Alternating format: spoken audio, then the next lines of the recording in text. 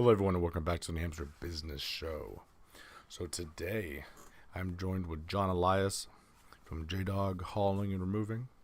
So, before we get started, I'm going to do a quick word from our sponsors at audible.com. So if you go to nhbusinessshow.com/audible, you can sign up as a new customer for your 1 free month and your free credit towards an audiobook. Now, Audible has over 180,000 books available, which is fantastic. So there's something for everyone. If you want fiction stuff, you can find it. If you want business, which is what all the stuff I listen to, from The One Thing to Extreme Ownership, Pitch Perfect, you name it. The books I've spoken about on the show before with all of my guests who have, changed lives across the board. You can find them on Audible. So check it out if you don't have it already. Help support the show. Okay, and welcome to the show, John. Thank you. Been a while. Yes, it has. Yeah, about 2 years. A year and a half or so.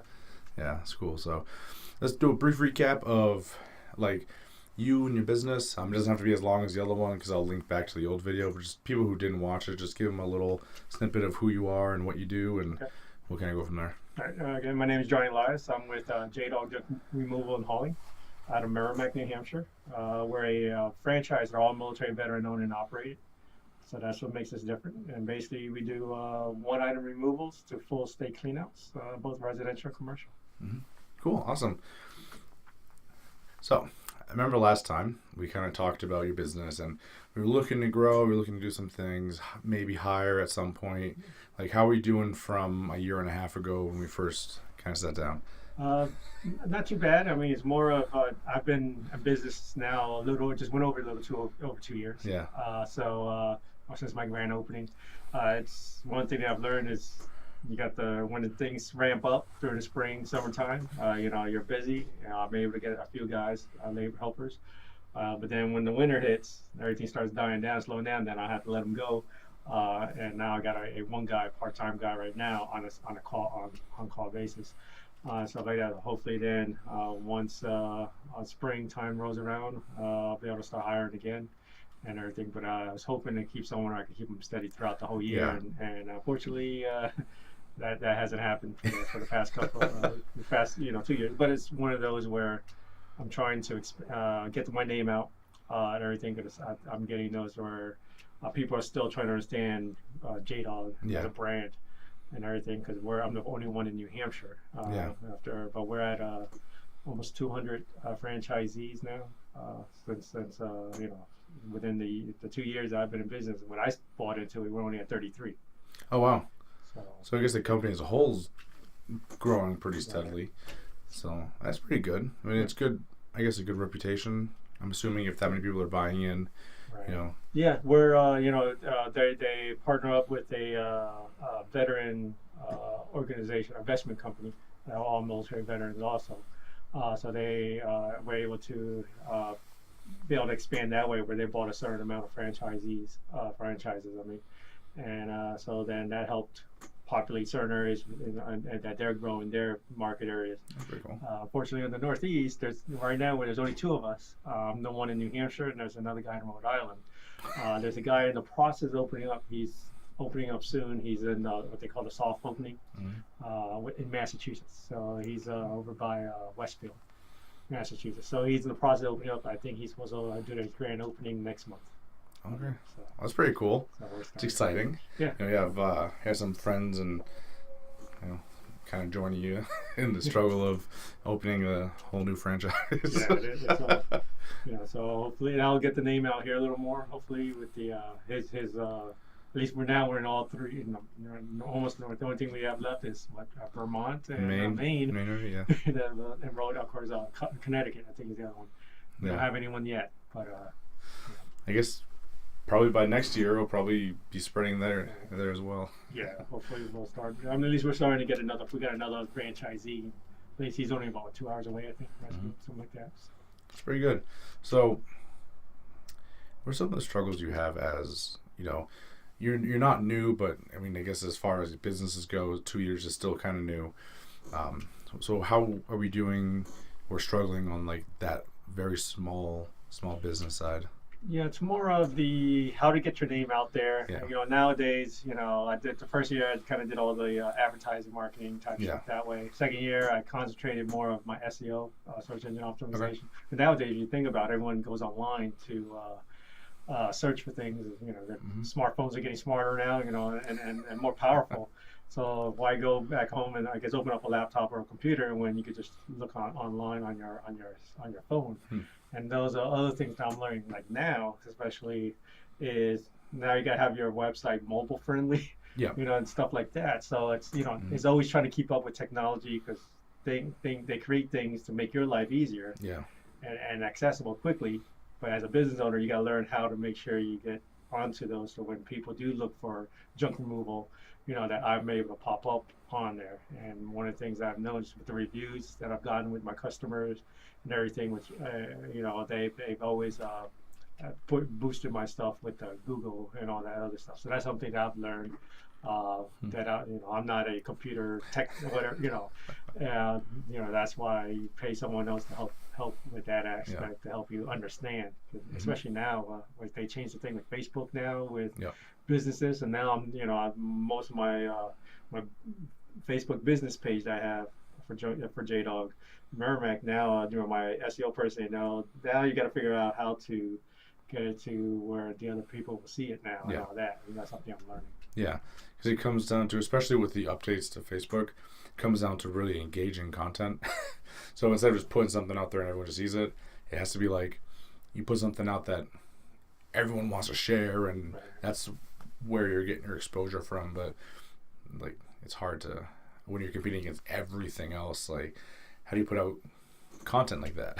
Right. Yeah, especially now, I think when I'm hearing the thing, and I'm not that savvy with it, is the Facebook, the videos is what I'm hearing is the big thing now. And like people doing the Facebook Live, I think, or something like that. And even my corporate level says you need to post some videos. I'm like, if I'm busy at the job, how am I going to take a video of myself doing the job? So that's something that I get, that's something I'm trying to struggle to figure out how to take some. I guess you take pictures and then I guess you can put it into a video, is what someone told me, or something like that, or something. So that's something I'm kind of trying to get an idea how to do that or something. Yeah, because you're right. Video and live are really big on Facebook right now because Facebook's trying to attack YouTube. So because there's a competition there, they prioritize videos that are uploaded to Facebook. So that's kind of where you get that. They were really pushing it, and they're pushing it hard because they want content creators uploading to Facebook. So it's kind of a fun thing where you're right. You're a single person trying to run a company. Maybe you have one or two hands helping you. Like, how do you create all this extra content and kind of roll from there? It can be a pain in the ass. Yeah, it can be. Yeah, and that's and then what am I going to pay someone to take a video of me? I don't know. Yes, you can actually. Well, kind of self-promoting here if anyone wants this. My social media paparazzi program, in case you know, look it up. That's exactly what it is. It's just you pay one of my people to follow you around, take a bunch of pictures and videos, and that's all created into content. But that's the difference there is anyway. I'm not pitching you on this. Just letting you know. Right. Yeah. Okay. So let's see. So that's what's going, I guess, well in the business, because I hear good things. I've used you before. It's a great service. So like I said, we kind of talked about the hard parts, but what's going well and what's easy about all of it? One of the things that I've noticed or that I've seen is I'm getting repeat customers. I've been getting those calls now, because now that the snow is starting melting and a lot of the unsightly stuff that might have been in the yard is starting to show up again and stuff like that. So I'm getting calls for those clean outs and stuff like that. So I'm getting some repeat customers, which is always good, with them referring me to their friends and stuff like that. So I like the best. What really makes us different in reference to other junk removal companies is we also provide hauling and labor side of the help. So one of the things that really makes us stand out is they may hire us to remove a lot of their declutter, remove some of their junk and stuff like that, but then they need someone to help them move furniture from upstairs to downstairs. And I've noticed that they'll ask me if I could help them with those aspects. I said, I don't have no issues with it. That's part of my services. I do provide that type of service. And then one of the things that I found out is that you'll have some people that are hiring contractors for remodeling. Say they have to redo the floor. Well, the company that are using that may be refinishing the floor needs the furniture moved, and they won't move the furniture. It relies on the homeowners. Well, some of the homeowners may not have that ability because they're older generation, or maybe their children are away from college and they haven't had time to come over. So they'll ask if I provide that type of service, and we do. We are able to move things out to either to a storage unit or to another room. Mm-hmm. Have their contractor come in and do whatever work that they're going to do, and then they hire us back to move everything back into their space, whatever it be, the living room or the bedroom or whatever the case might be. So that's what makes us a little bit different in that aspect. And because I have that capability to be able to do that, they usually hire me not just for junk removal, moving things around, and sometimes for pickup and delivery of stuff. Because most people, when you buy something at a store, if they can't deliver to you, within the same day or the next day, you may have to, depending on the truck or whatever the case might be, you can give us a call and we could be able to pick that stuff up and deliver it to you the same day. That's pretty cool. Because I have seen businesses where, yeah, they'll deliver to store, but they won't do home delivery on some items. Like, that would be fantastic, especially if you're time crunched or whatever. You could literally almost provide the same service UPS kind of does, but on a smaller, more personal basis. That's cool. Yeah. So that's what gives us the capability to be able to do a little bit different things than just one thing. Yeah, I like that. It's kind of supplemental. Yep. I had an insurance guy in here earlier this week, and now I have supplemental in my mind because he does Aflac. So it's kind of like supplemental service. So that's pretty cool. I like that.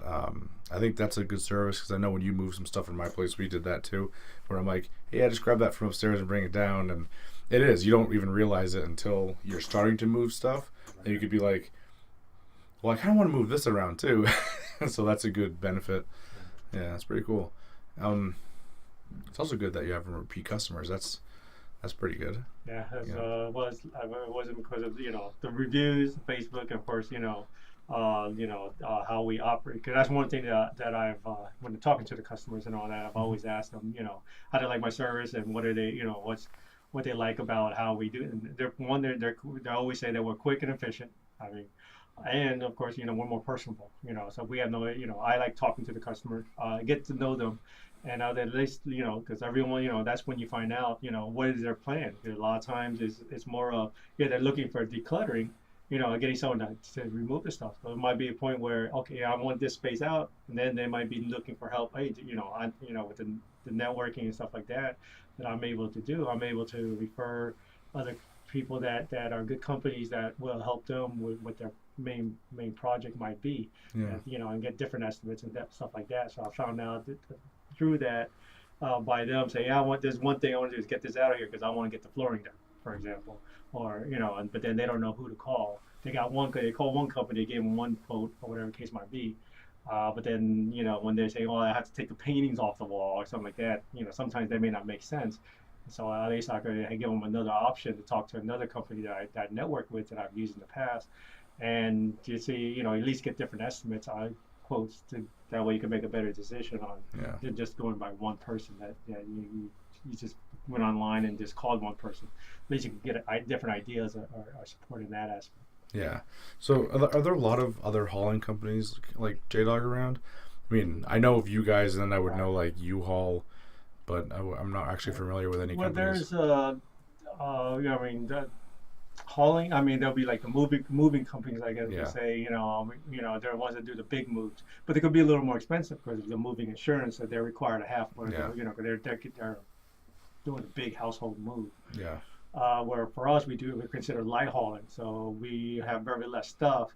Where then we don't. Our insurance doesn't require the big moving company because usually on the movers, that's why they charge so much because that insurance is so expensive because they usually get a lot of claims for the most part when you're moving a whole family from one house to across town or out of state. So that's what for us we have our insurance that covers the light hauling side of the house is usually one or two items for the most part, and I think that's why a lot of times you'll get the, I want to say the small mom and pop stores are the ones they got to be careful with, because you could shop around. You got people that will be able to do things real cheap with a pickup truck, but are they properly insured? Are they going to damage your home? Those are things you want to look at when you're hiring a company. Is, do they have business? Do they have the proper insurance? Are they going to be trustworthy? Because the bottom line is you're having people come into your home. Yeah. You want to make sure that the person that's coming to your home is not going to steal something, or something like that, or they're not going to damage anything. I mean, what's their reputation? So those are things that you want to find out when you're looking at hiring someone to do stuff like that for you. At least for with us, we're all military veteran owned and operated, so at least we serve that country. So at least for the most part, that the person that's coming into your home is a veteran. Most of the time, I'm the one that comes out and do estimates. So you get to talk to me first. I get to know the customer. And then that way, when we come out and do your home, you already know who's coming to your home. Yeah, which I guess is important, because I don't have any prepped ahead of time, but I'm pretty sure there's probably horror stories about people being robbed by moving companies. It's probably happened. Well, you'll get the, you'll get them that will, they're there to grab stuff and move things around. Mm-hmm. Things you want to know is, are they going to go there and, while they're moving things around, damage the wall? So they're going to bump into the wall. So those are things that you want to know what type of equipment are they using? Moving blankets? Are they got the furniture dollies? And stuff like that. That's where important. Or are they just going to show up and then you're going to just see them just carry stuff and and as they're backing things up, backing out, trying to get things in, all of a sudden the edge of the table hits the wall and they're like, oops, and then stuff like that. So those are things that you want to know when you hire. How long have they been doing it too? Granted, I'm fairly new. I've been in business now for 2 years. But at least I have the reviews to show that how I operate and stuff like that from the customers. So those are things that you definitely would you would want to do, is the person that you're going to hire. Take a look at the company or look at what reviews they may or may not have. That way what's their experience level and stuff like that. Okay, good. It's a good little tip for anyone looking for a mover, who's hopefully you. Now, because we kind of talked about how hauling it almost feels seasonal, because to me it sounds like it kind of moves along with the real estate market too, where people are moving out more spring, summer, so you'll get a lot of traffic there. And then over the winter, it kind of dies down because everyone's kind of just cruising. Right. Is that probably pretty accurate? Pretty accurate. Like right now, I've been working with a stager, stuff like that. It's one of the things that now you're gonna have people are thinking about putting their homes up for sale, because springtime's coming around the corner, and they want to get things ready. Of course, the realtor that you use and stuff, they may look at, don't get me wrong, like me, I've been. You live in one place and you collect, for over 20 years, you collect a lot of stuff through those 20 years. If you lived in that home for 20, 40 years, whatever the case might be, and now you're looking at downsizing and moving to getting a smaller home, or maybe expanding, getting a bigger home. But you want, the realtor that you work with, when they want to put the home to present it as good as well as they can to get the most money out. A lot of times is the decluttering of the home. You may not want to get rid of that stuff.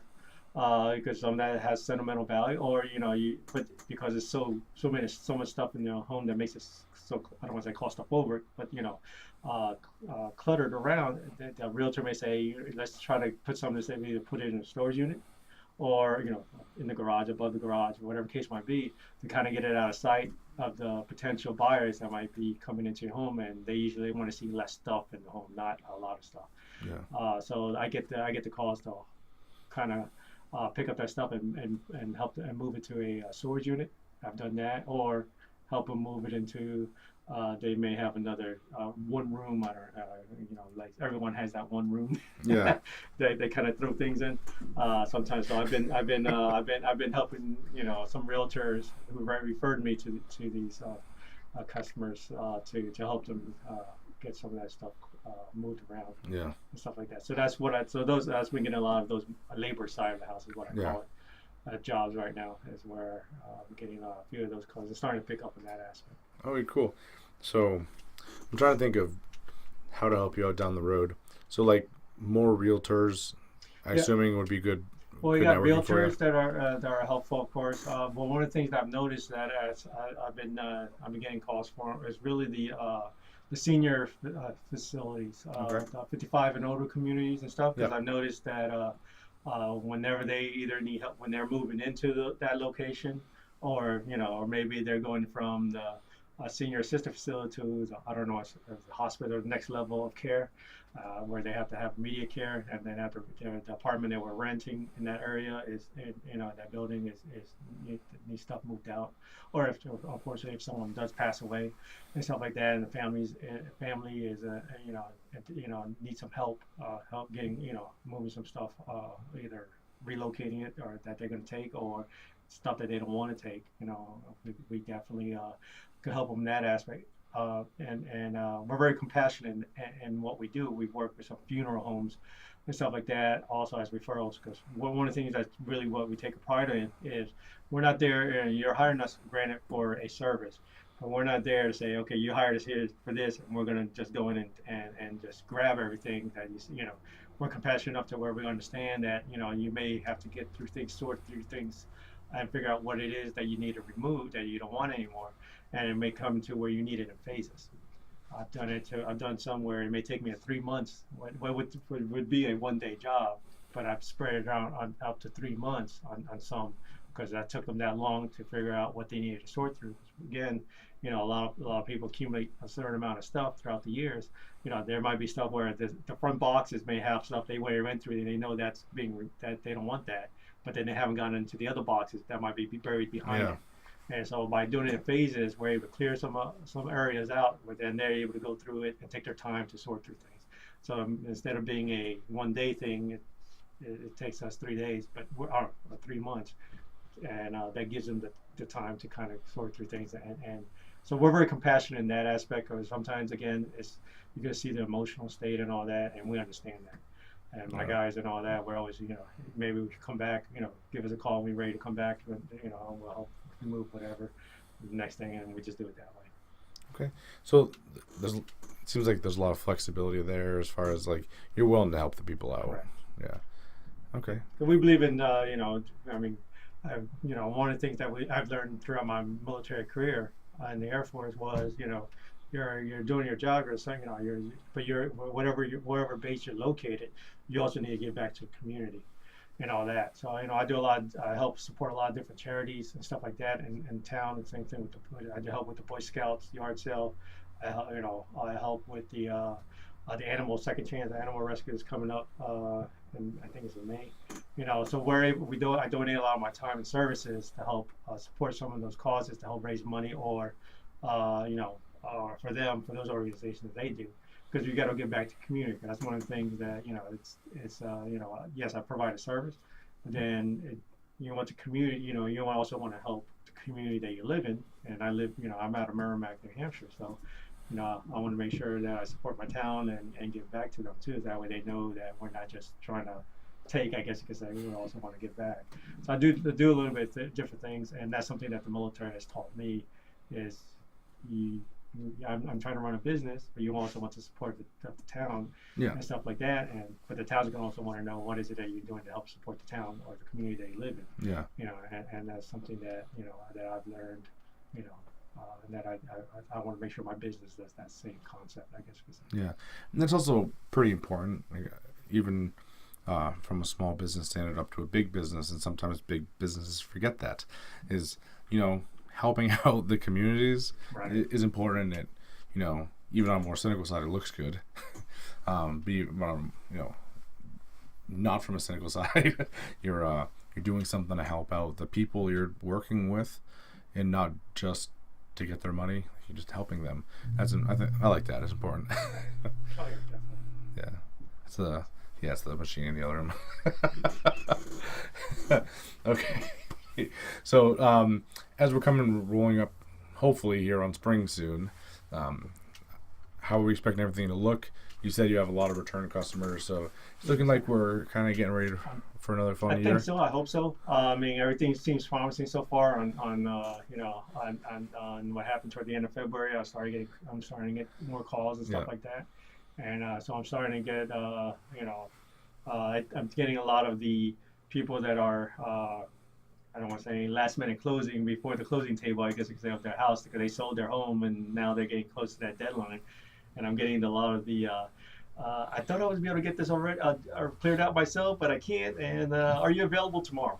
Yeah. So I'm starting to get come with some of those calls. I already know that I guess the market of the real estate starting to pick up a little bit, especially Yeah. So I think so that's right now. So far, it seems like it's starting to get promising. At least my phone is ringing a little more than it did during the winter times. Yeah, that's good. I think before next winter, we'll have to figure out a way to speed that up a little bit over the winter times. I'll see if I can get all my group mind working on it. Yeah, that's really good. So I'm assuming each year is getting more and more busy, and people are, well, one, they can find you clearly if they're calling, they know who you are. Yeah. So it looks like we're definitely going down the right path as far as growth of the business and that. So cool. Yeah, so I mean, I guess that's it. Do you have anything coming up you want to talk about? Any events, things you're doing, things you want to support? Well, I know we have the Second Chance Animal Rescues out of Milford, New Hampshire. They do a yard sale, and you can find it on their Facebook page. It's in May, and I do within. I have to. I don't bring the flyer with me, but we call it. There's a couple of days that they do. They receive donations. One of the things that I'm going to provide is my service to pick up. Within 25 miles of Milford, the Masonic Lodge, I'll pick up for free. If you have anything that's donatable that they could use for the yard sale, that's one thing that's coming up for that. I'm supporting. Another one that I just is another. Now I'm kind of having a brain fart right now. Oh, that's fine. But if one of the things that we have our national number to get a hold of me, which is the 844 get JDog number, or you can call me directly on my cell, which is 603-377-6534. And like I said, my estimates are free for if you're looking at junk removal, hauling, or labor side. But then if you're looking at if you want any information on the Second Chance Animal Rescue for their yard sale to support, glad to answer those calls too. Cool. Awesome. So thank you for joining me on the show again, John. It's always fun. I have a lot of fun sitting here chatting with you about this stuff, vet to vet. So thank you again. And, I hope this year goes as well as, it has been going, I guess. Yeah, I appreciate it. Thank you. Okay. Thank you guys so much for listening. So for those of you who don't know, the New Hampshire Business Show has, in its little arsenal of cool toys, a phone app for your cell phone. So if you head over to chrispastrana.cardtapp.com, and I will put a link to that right just below this. You can get the phone app for the show. And what this does, and it makes it super easy to share the show with your friends. So if you run across another business that you think should come on the show because they're really cool and you want to hear more about their story, all you do is hit share, boom, and it'll let them know, one, that you're thinking about them and their business, and it'll let me know that there's another business out there that wants to come on. So it's a fantastic way of sending out, word and getting word out. Now, what typically happens is you hand someone a business card, right, and it gets lost, thrown away, whatever, what have you. This is easy because it'll pop up on their cell phone and they can't lose it. They put it right on their phone and you can get onto it from there. So it's a very simple way of sharing the show forward with other businesses around the market, and it's a huge help to me. It's a huge help to anyone else. So if you don't have it, head over to chrispastrana.cardtapp.com. I always get that weird mixed up for some reason, and check it out today.